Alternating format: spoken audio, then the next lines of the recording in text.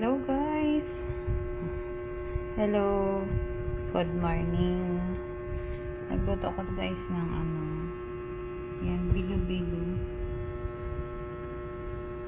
Hindi ko nababad sa tubig kaagad yung kamote kaya nanitim siya. Tapos guys, pupunta kami sa kaibigan ko.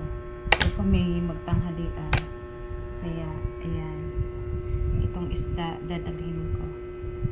Ayan, yellow pa siya galing sa freezer. Ayan, guys.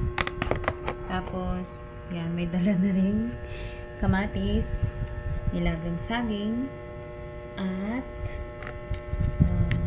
sibuyas, at saka ito guys, kalabasa. O, diba kompleto? Para hindi magutom sa pupuntahan. Ano? Kailangan kompleto. Ayan guys, kompleto ang dadalhin.